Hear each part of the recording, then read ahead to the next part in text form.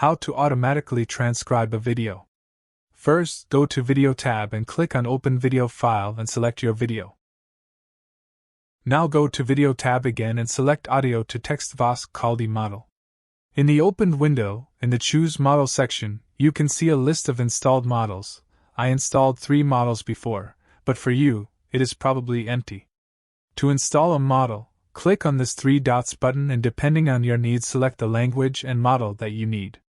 English medium size is a good model for transcribing English videos. And then click on Download button. But because I already have this model, I just click Cancel.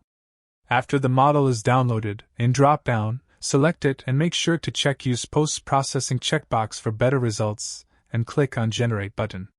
It takes a while depending on your video length to transcribe, but when it's done, you can see the list of subtitles generated.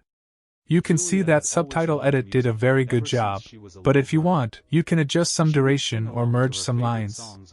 For example, I just want to merge this small line with the line before. Now that you are happy with the results, make sure to save the subtitle. Just go to File Save As and set a name for it and save it. Anyway guys, thanks for watching and I hope you found this useful.